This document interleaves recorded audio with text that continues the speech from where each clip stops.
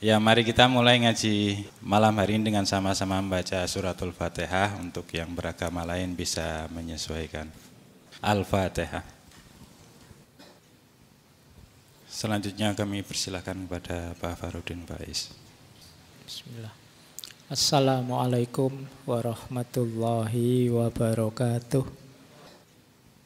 Kita mulai ya, kita lanjutkan malam hari ini. Kita akan belajar tentang nilai. Kalau di filsafat, bidang yang dikenal membahas tentang nilai itu namanya aksiologi. Malam hari ini kita belajar aksiologi filsafat nilai dari Max Scheler. Itu dia filosof Jerman, kelahiran Frankfurt, meninggal di Frankfurt juga. Kemudian beliau ini dosen di Munchen, di Jena. Guru besarnya di Köln. Kelahiran 1878, nanti meninggalnya 1928. Orang baik, ayahnya Protestan, ibunya Yahudi, tapi dia Katolik. Unik ya. Cuma beliau ini agak bermasalah di kehidupan rumah tangganya. Beliau sering bermasalah dengan gereja karena kawin cerai. Beliau ini istri pertamanya seorang janda, namanya Amelia. Tapi nanti banyak masalah, di tengah-tengah punya istri, beliau jatuh cinta lagi dengan seorang perempuan namanya Merit. Lama dengan Merit ini, jatuh bangun sengsara sampai sukses lagi karena ini era Perang Dunia Pertama. Kok ya sudah mulai sukses jadi akademisi, jatuh cinta lagi dengan perempuan namanya Maria. Sampai nanti dipaksa oleh Maria ini cerai dari istrinya yang namanya Merit tadi. Dan itu yang beliau sesali sampai akhir hidup beliau. Karena bagi beliau cinta sejatinya di Merit ini. Nanti beliau punya konsep yang agak khas tentang apa itu cinta dan kebencian. Oke, nah itu kisah percintaan beliau. Dan diakhiri dengan hidup sendirian. Sakit sendiri dan meninggal sendirian karena sakit jantung. Agak tidak enak akhirnya ya. Ini kadang-kadang memang berhadapan dengan pemikir-pemikir itu agak harus kita bedakan profil individunya dengan gagasan-gagasannya. Kalau kita sambungkan, kalau bahasa berpikir kritis nanti jadinya ad hominem. Kadang-kadang dari orang yang kita tidak suka, dari orang yang kita benci, ada banyak hikmah yang bisa kita ambil. Terhadap beberapa filosof juga begitu. Bahkan kemarin tidak saya sampaikan dalam konteksnya Lawrence Kohlbeck kemarin. Itu sebenarnya saya niati tidak saya sampaikan sih. Niatnya mikul dhuwur mendem jero. Biar kalian tidak terdistraksi ke situ. Jadi Lawrence Kohlbeck ini ahli etik moral, punya teori tahapan moral, tapi akhir hidupnya suicide. Dia bunuh diri. Jadi dia ini punya penyakit lama, tidak sembuh-sembuh. Akhirnya beliau, meskipun kerjanya di rumah sakit, akhirnya beliau pamit sebentar, terus mobilnya dikendarai sampai pantai, sampai laut, dibablaskan. Jadi sampai beliau meninggal. Tapi itu kisah hidup beliau. Tinggalan-tinggalan pikirannya luar biasa. Semoga kita tidak terdistraksi karena itu.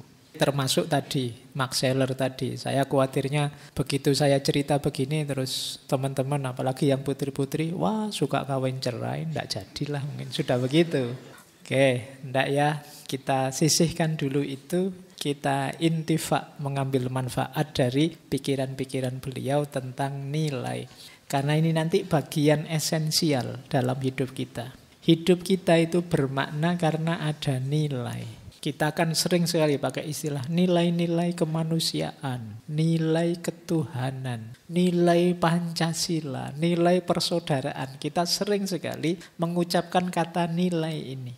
Nah, malam hari ini kita belajar itu. Apa sih yang dimaksud dengan nilai itu? Kebetulan alirannya Max Scheler ini dia aliran objektivis. Jadi nilai itu sifatnya objektif. Objektif itu berarti tidak bisa orang suka-suka bikin nilai sendiri. Apa sih nilai itu? Nilai itu semacam, dalam tanda petik kata semacam ini, pandangan, ide tentang sesuatu yang kita anggap baik, layak, indah, dan kita inginkan.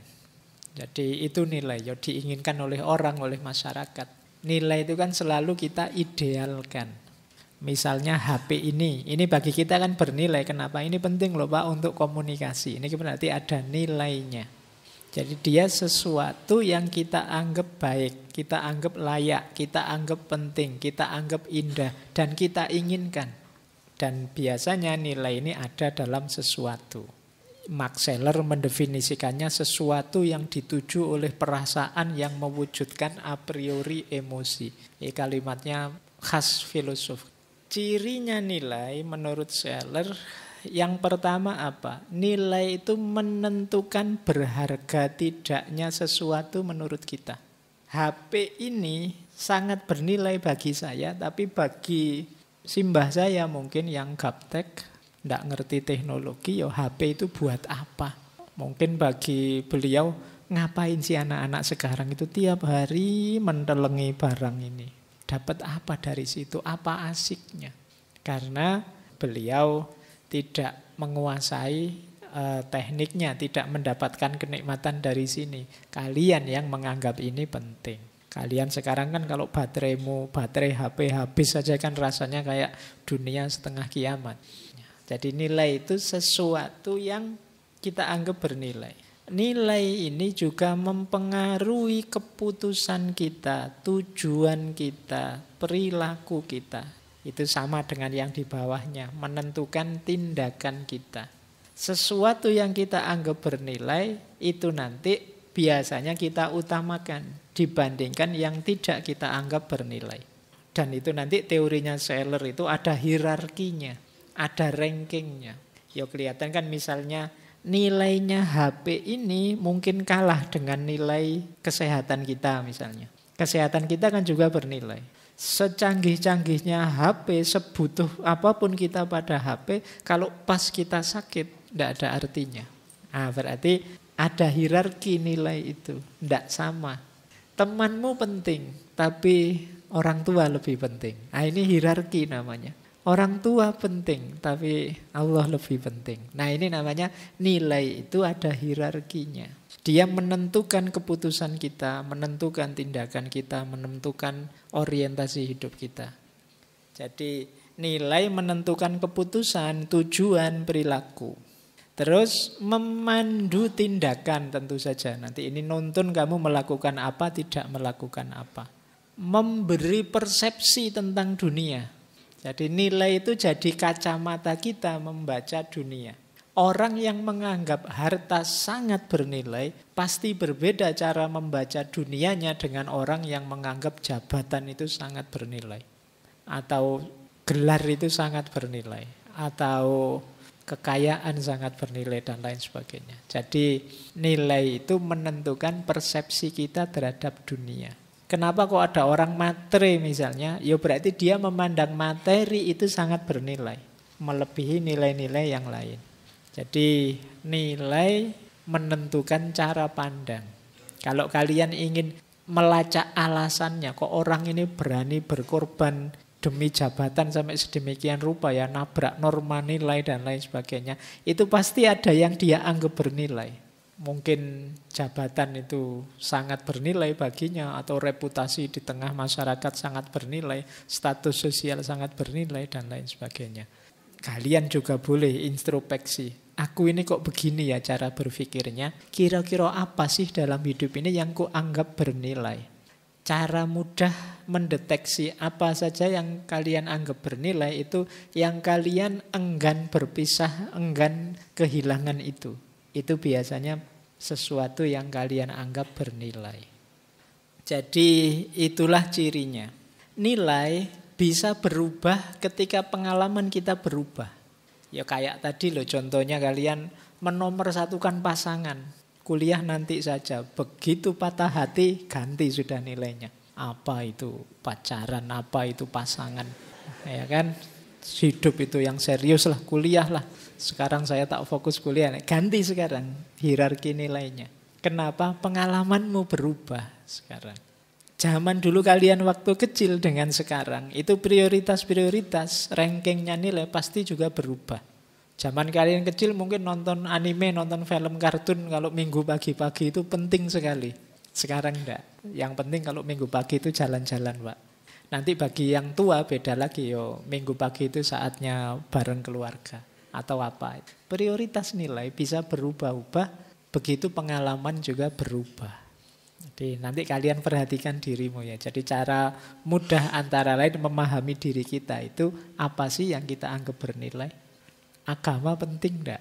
Sholat itu penting enggak bagimu misalnya? Seandainya kelewatan sholat kamu menyesal enggak? Atau malah senang?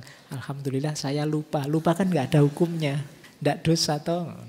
Lumayan, kayak kalian puasa terus lupa minum itu loh kan.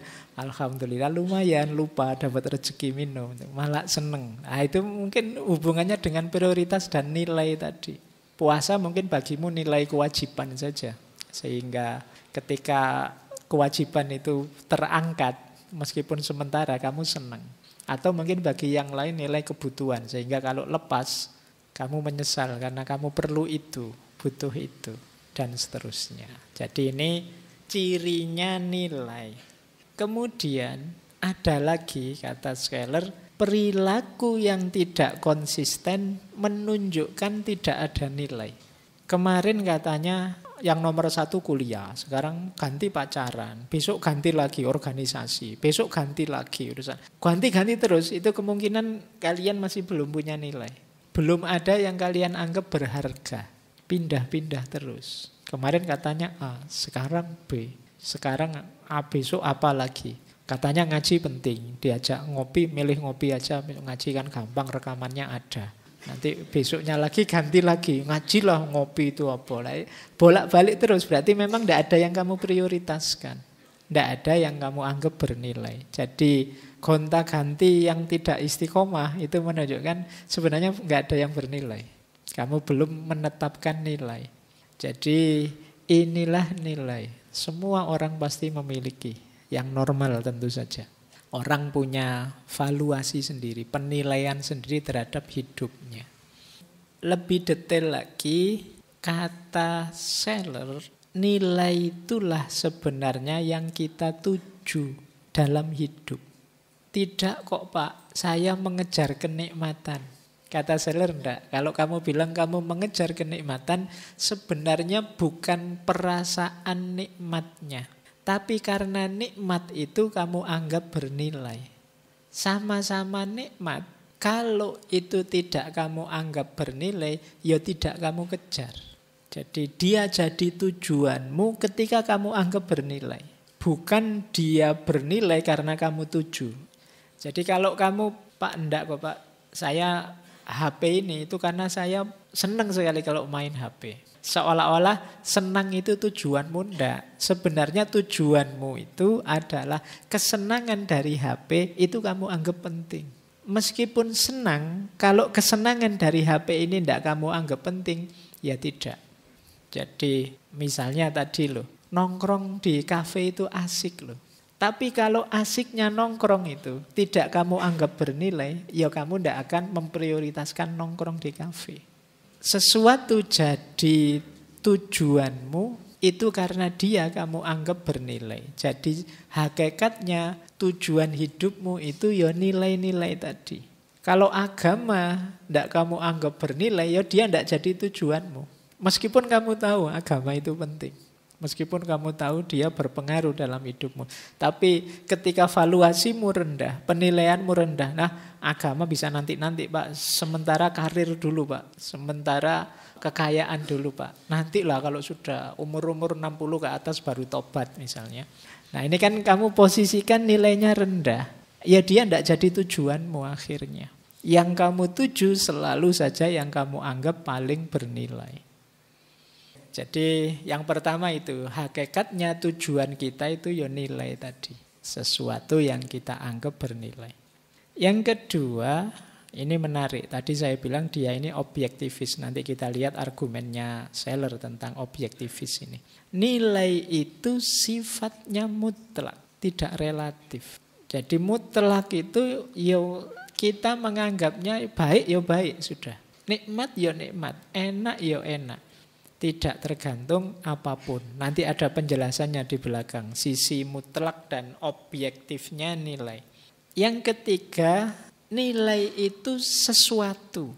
Tidak sekedar gambaran atau ide. Jadi dia ada, keindahan itu ada. Kenikmatan itu ada. Kalau itu nilai kenikmatan. Keasikan itu ada. Jadi dia konkret. Yang menangkap apa? Jiwa kita. Yang menangkap emosi kita. Terus nilai itu sering rancu dengan sesuatu yang bernilai. Ini kata Seller harus kita pisahkan. HP ini nikmat, menyenangkan. Antara kesenangan dari HP dengan HP-nya sendiri harus kita pisahkan. Kita harus mampu melihat demarkasinya, batasnya. Itu dua hal yang berbeda. Buktinya apa? Bagi orang tertentu misalnya HP ini tidak menyenangkan, bikin pusing saja. Berarti menyenangkan dengan HP itu dua hal yang tidak identik. Berarti yang namanya menyenangkan itu ada sesuatunya sendiri. HP ada sesuatunya sendiri. Kalau itu nikmat, nikmat itu sesuatu, barang yang ditempati nikmat juga sesuatu yang lain. Jadi antara nilai dengan barang bernilai itu harus bisa kita pisahkan. Karena ada kalanya barang ini bernilai menurut saya tapi tidak bernilai bagi orang lain. Berarti apa? Nilai ini sesuatu yang tidak identik dengan barangnya. Tapi nilai itu ada dalam diri kita sudah. Mungkin nilai keindahan, mungkin nilai kebaikan itu sesuatu yang beda dengan orang baik, sesuatu yang beda dengan barang baik, barang indah. Keindahan dengan barang itu sesuatu yang berbeda. Orang yang tidak pernah ke pantai, begitu lihat pantai, indah sekali pantai ini ya. Nah, itu mungkin beda dengan orang yang tinggalnya di pantai. Pantai itu biasa saja. Tapi dia juga punya persepsi tentang keindahan. Dia ngertinya kalau pas ke gunung baru dia bilang, wah indah sekali gunung ini ya. Indahnya sama antara yang memuji gunung dengan yang memuji laut. Tapi laut dan gunungnya kan beda. Jadi barang yang bernilai dengan nilainya itu harus dipisahkan.